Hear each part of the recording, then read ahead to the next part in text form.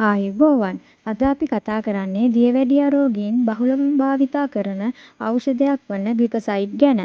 ඔබ මේ පෙත්ත පාවිච්චි කරන කෙනෙක් නම් නැත්නම් ඔබේ නිවසේ කෙනෙක් පාවිච්චි කරනවා නම් මේ වීඩියෝ එක අවසානය දක්වාම බලන්න.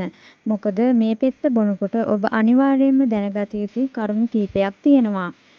අපි පළමුවෙන්ම බලමු ග්ලිකසයිඩ් කියන්නේ මොකක්ද කියලා. ග්ලිකසයිඩ් කියන්නේ දෙවන වර්ගයේ දියවැඩියාව type 2 diabetics පාලනය කරන්න දෙන ඖෂධයක්.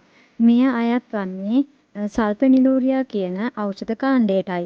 සරලවම කිව්වොත් මේ පෙත්ත කරන්නේ ඔබේ අග්න්‍යාශය උත්තේජනය කරලා වැඩිපුර ඉන්සියුලින් ශ්‍රාවය කරන්න උදව් වෙන එකයි. ඒ මගින් රුධිරයේ තියෙන සීනි මට්ටම අඩු කරනවා. අපි බලමු ග්ලිකසයිඩ් බ්‍රෑන්ඩ් කීපයක් ගැන. ඩයිමයික්‍රෝන් MR නිඩෝනිල් ඩයසයිඩ් වැනි බ්‍රෑන්ඩ් වර්ග ගොඩක් තියෙනවා. මෙහි මිලිග්‍රෑම් ගැනත් අපි දැනුවත් විය යුතුයි. මිලිග්‍රෑම් වශයෙන් එන්නේ 30 මිලිග්‍රෑම්, 60 මිලිග්‍රෑම්, 40 මිලිග්‍රෑම්, 80 මිලිග්‍රෑම් වශයෙන් තමයි මේ බෙහෙත් වර්ගයේ මිලිග්‍රෑම් අපිට ෆාමසි වලින් ලබා ගන්න පුළුවන් වෙන්නේ. පෙත්ත පාවිච්චි කළ යුතු නිවැරදි ක්‍රමය ගැන අපි දැන් බලමු. සාමාන්‍යයෙන් මේ පෙත්ත ගන්නේ උදේ ආහාරයට පෙර හෝ ආහාරය සමගයි. සාමාන්‍යයෙන් මේ උදේ රාත්‍රිත් ගන්න පුළුවන්. මෙම ඖෂධය සාමාන්‍ය පෙති හා MR modified release කියලා වර්ග දෙකක් තියෙනවා. MR පෙත්ත නම් එය හපන්නේ කඩන්නේ නැතුව සම්පූර්ණයෙන්ම ගිලිය යුතු වෙනවා. ඔබට නියමිත වේලාවට පෙත්ත ගන්න අමතක වුණොත් ඊළඟ වේලාවේදී පෙති දෙකක් එකවර බොන්න එපා. ඒක භයානක වෙන්න පුළුවන්. ඊළඟට අපි බලමු අතුරු ආබාධ සහ ප්‍රවේශම් විය යුතු කරුණු මොනවද කියලා. ඕනෑම ඖෂධයක වගේම මෙහි අතුරු ආබාධ තියෙන්න පුළුවන්.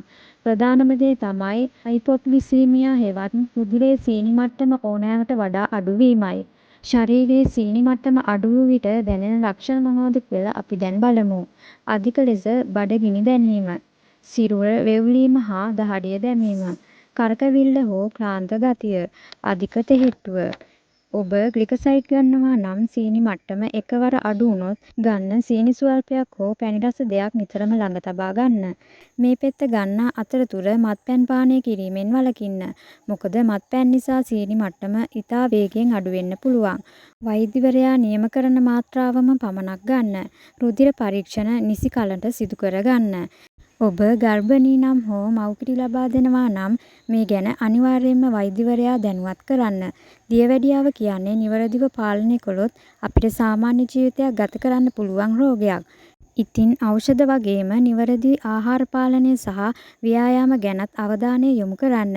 මේ වීඩියෝ එක වටිනවා කියලා හිතෙනවා නම් තවත් කෙනෙකුට බලන්න ෂෙයා කරන්න. ප්‍රශ්න තියෙනවා නම් කමෙන්ට් කරන්න. ස්තුතියි.